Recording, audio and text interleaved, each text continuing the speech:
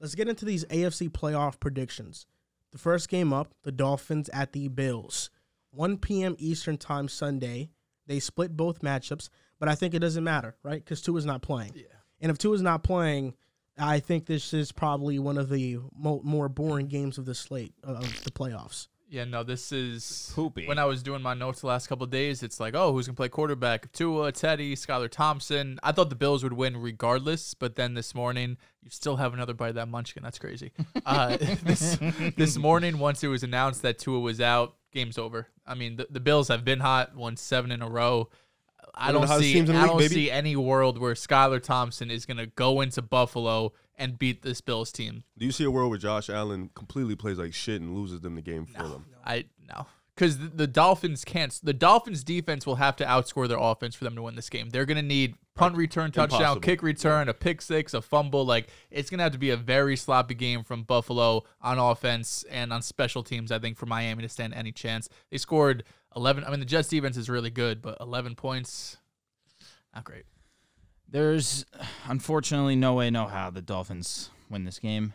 And it's really sad because when I saw the news today that Tua Tagovailoa will no longer be suiting up for this game, it broke my heart because he deserves to play this game. He does. And, of course, there are people in their right mind to believe this absolutely, that there's no reason for him to suit up for this game.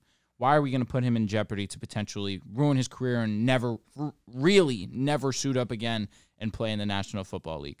Me, selfishly, and I know I shouldn't even be saying this, honestly, I want to see him out there because all season long I've been rooting for him. I've been on his side through the ups, through the downs. It's just been great to see him silence a lot of haters, regardless of how you feel about him. For the Dolphins to be in the playoffs, he played a huge part in that. He also played a huge part in them almost not making it. But at the end of the day, they did clutch up. They did make the playoffs. And he deserves to start this game and really give them a chance to move on to the next round. But 100%, I am in support of them not starting him. I want to see Tua at 100% next season with no restrictions. There are people that think that he still might never play in the National Football League again.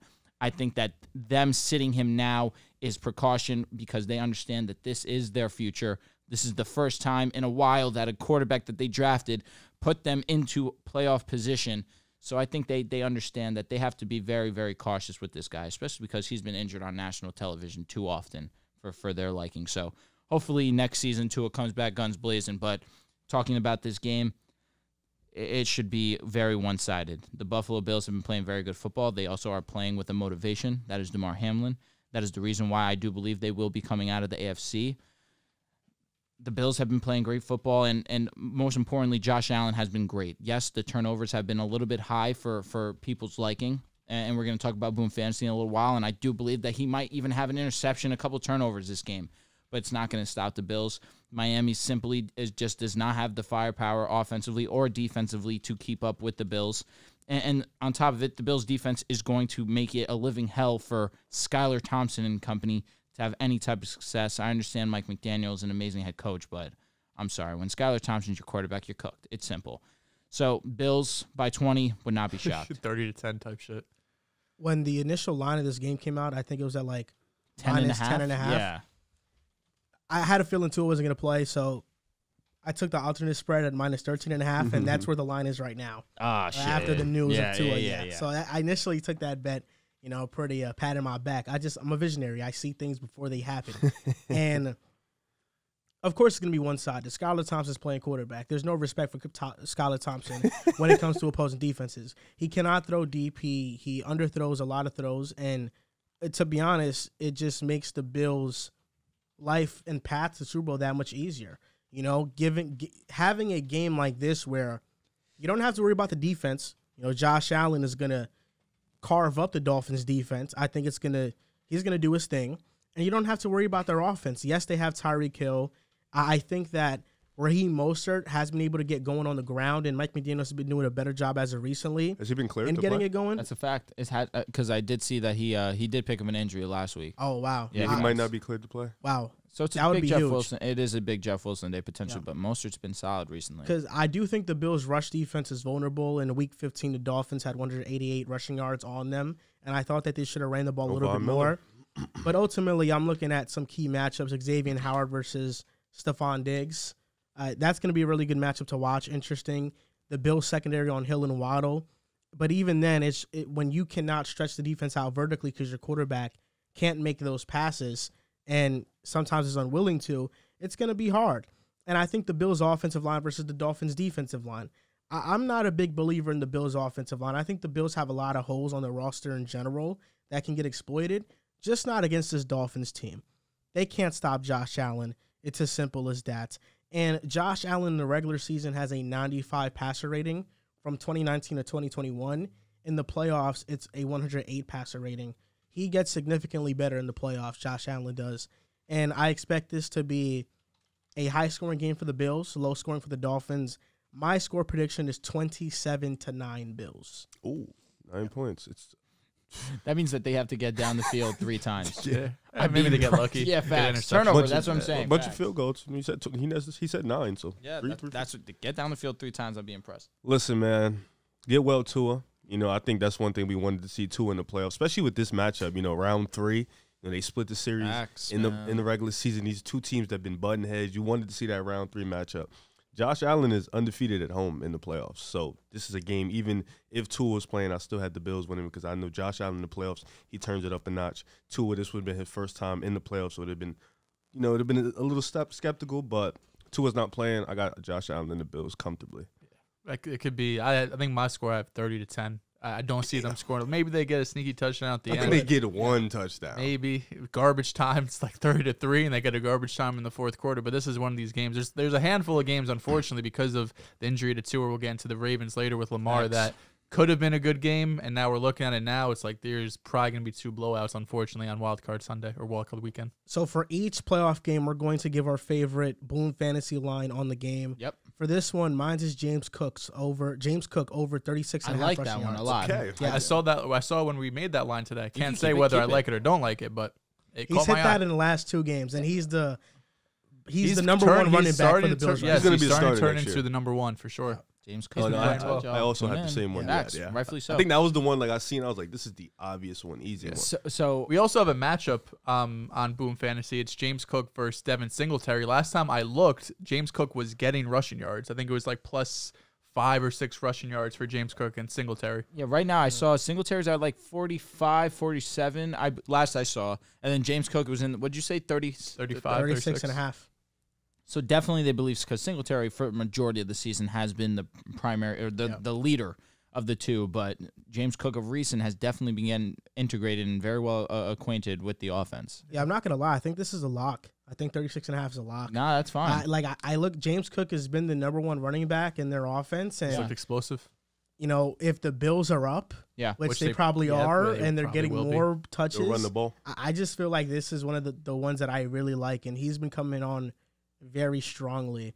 It's going to be interesting offseason for Miami because I do think with these quarterback rumors with Rodgers, Brady, Lamar, I do think the Miami Dolphins are going to get brought up a lot. Whether it's fair or not to Tua, it's just very hard, I think, for this Dolphins organizationally to rely on Tua. Not just rely on him, but you are responsible for him at this point with all the concussions he's been through, and that's a lot to take on as an organization, a lot of pressure that is on you to make the right decision every single week when he's taking a big hit, when he hits the ground hard. Like, we obviously hope that Tua comes back next season and he was playing like he was, especially the first half of the year, playing at an MVP type level. It just, when you think about it from an organization perspective, and if you're in the front office or you are the owner, it's a lot of pressure to get this call right. It's going to be, I know we're not really talking about the offseason this, but we're kind of expecting this to be the start of Miami's offseason. I've been hearing a lot of Lamar to Miami noise. You've heard Brady to Miami as well for sure. So it's going to be an interesting offseason. It's all about availability. Yeah. And Tua was 8-5 this year as a starter, played 13 games.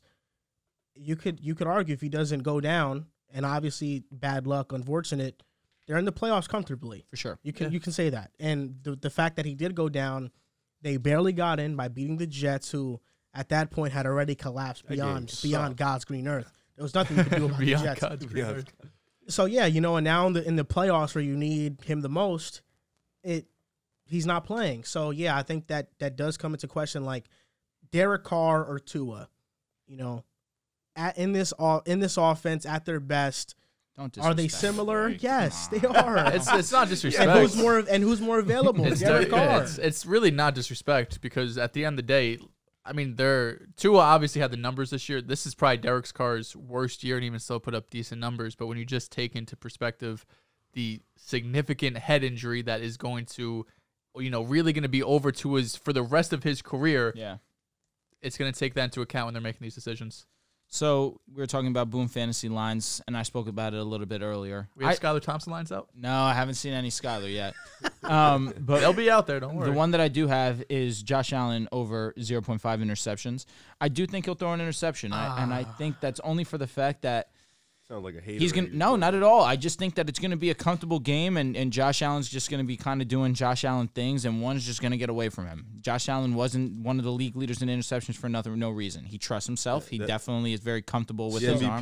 I'm gonna listen, Drew. I'm gonna allow you to take that back if you want to. No.